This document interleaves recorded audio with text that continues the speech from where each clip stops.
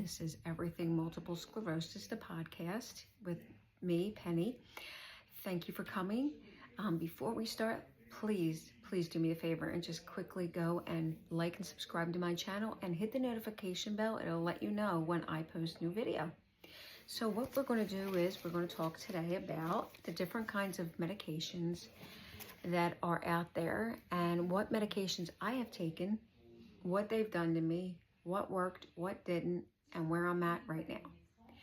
So these are all the pills that they have out for multiple sclerosis. So there is a new pill. It's called Cymposa.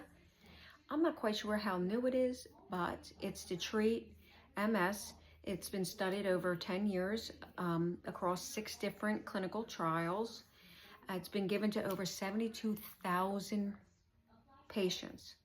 For more information, you can go to Cymposa.com, and it treats SIS, which is clinical isolated syndrome, PRMS, and active SPMS.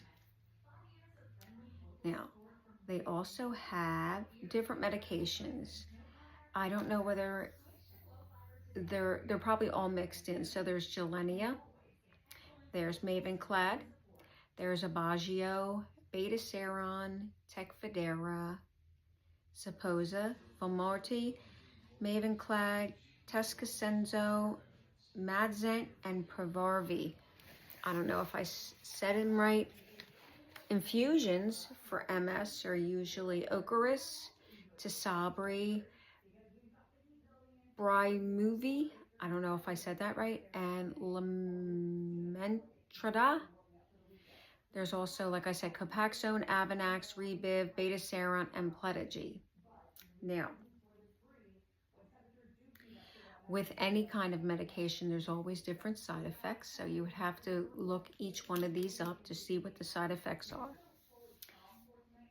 Always check with your doctor before you do anything. Before stopping medication, starting another medication, always talk to your neurologist. Okay, so now we're going to talk about what I've actually used. I've been on Copaxone, the shot. It didn't agree with me the first time, the second time, or the third time. I've been on Avonax. Once again, it gave me really bad side effects and I couldn't take it. I tried that twice. I've tried Rebiv. It really didn't do nothing. I took it for 6 months. I gave it a chance and it didn't work, unfortunately. I was on Betaseron. Once again, it didn't really do too much to me. It just gave me a bunch of side effects that I didn't care too much about. I've never been on any of the infusions. I was on Mavenclad. That was the last medication I had to take. When Mavenclad came out, it was listed as a chemotherapy drug. And what it did for me is it wiped out my immune system and it rebuilt it up stronger than ever. Now, in the beginning, though, it made my immune system so low that I kept getting infections. So you just got to be careful. You got to be under, your doctor's care so he can monitor you to make sure you're all right. My white blood cell count was so low that I had to actually go in and get injections of B12. What was that other one? Iron, folic acid, all that good stuff because of it. But now I'm doing really, really good. I don't know what else to talk about, but I just want to go into more of advocating for yourself. It's very, very important that you do. If you can't do it, get a friend or a family member to do it for you because you shouldn't be going through this by yourself. I'm going to take a break and I will be right back. So stay tuned for some more info.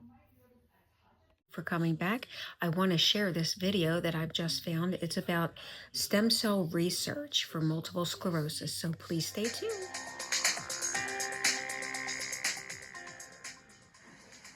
Multiple sclerosis sclerosis is one of the diseases that responds exceptionally well to the stem cell treatment. Because these patients have problems with nervous system, stem cells are very beneficial because they have the ability to rebuild lost nerve fibers. This process is known as remyelination, during which destroyed myelin sheath that is protecting the nerve fibers is repaired and renewed. This causes medical state of a patient and symptoms to reverse and improve drastically. Okay, so that was just a short video about stem cell research. So if you would like to know more information about the stem cell research, you can go to stemcellresearch.com. I just found something, a little article that I want to read to you that's very promising. So, 2 experimental drug molecules promoted myelin repair in multiple sclerosis disease models, pointing towards a possible future route for treating nerve damage rather than only suppressing inflammation.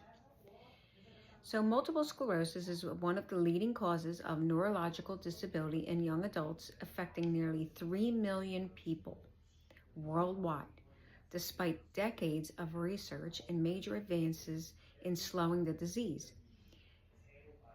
Scientists have yet to develop a treatment capable of repairing the damaged nerve tissues that was left behind.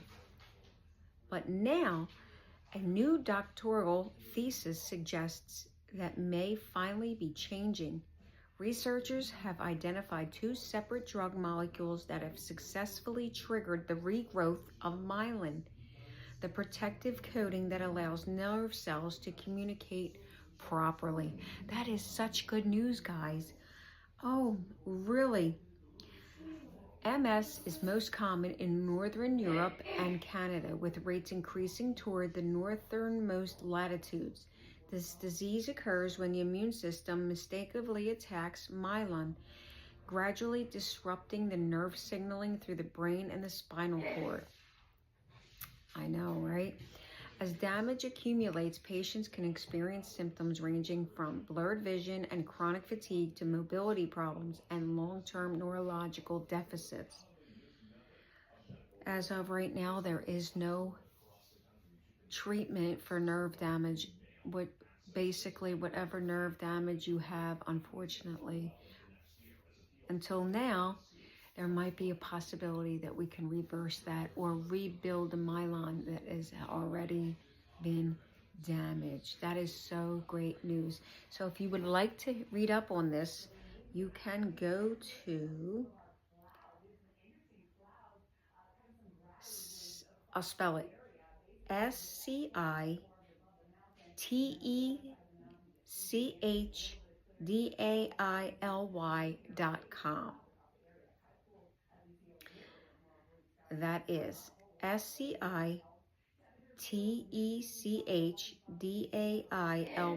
or scitechdaily.com. That is great.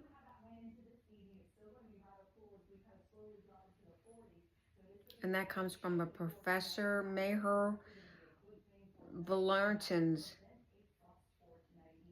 It says the first strategy uses a drug molecule to act on a stress response inside the brain cells in MS's damaged area. The response remains consistently overactive, which stops repair-promoting cells from carrying out their role. After this mechanism was blocked with a new drug molecule, remyelination increased significantly and happened faster in the brain tissue, showing MS-like damage. The study was published in the Molecular Therapy Journal just this February. That's awesome. Gotta go read that, okay? So I'm going to take another break, so stay tuned. Now, the second strategy targets scar tissue that develops around damaged areas and creates a physical obstacle to nerve repair. By changing the makeup of the scar tissue with another drug molecule, this approach also helped promote neural recovery. An article on this strategy was published in Neuro-Ophthalmology I'm sorry, I said that wrong, Neuropharmacology journal in November of 2025.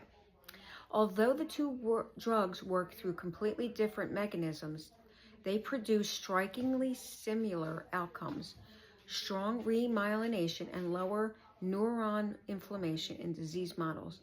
This is animal and cell tests modeling the tissue pathology of MS. Also, very good. So go read up on that as well. Be right back. Okay, welcome back again. Moments At later, this stage, the findings come from laboratory animals and cell models because human MS involves more complex tissue conditions. The drug molecule must still be tested for effectiveness in people. Brain-targeted drugs also face the challenge of the blood-brain barrier, which prevents many substances from entering the brain.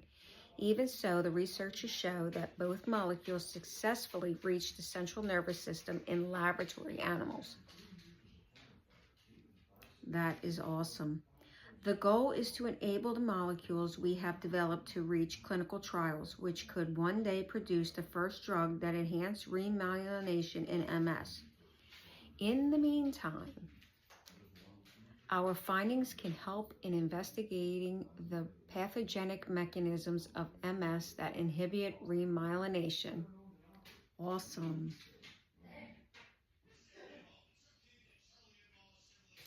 Yeah, so you got to go and read up on that. That is awesome news.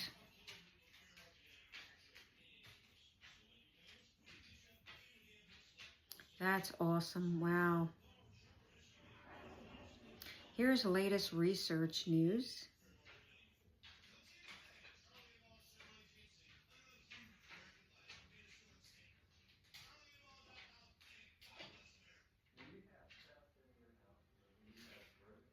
Which doesn't tell me much, so please take another break and I will be back with more information. Okay, that was all the information that I was able to find for that, but I have a couple websites that will give you plenty of information. You can go to www.neurologylive.com.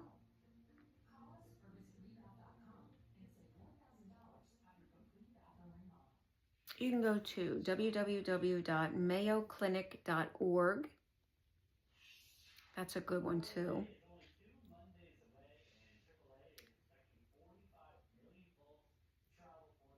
Next in MS, you can go to www.nextinms.com.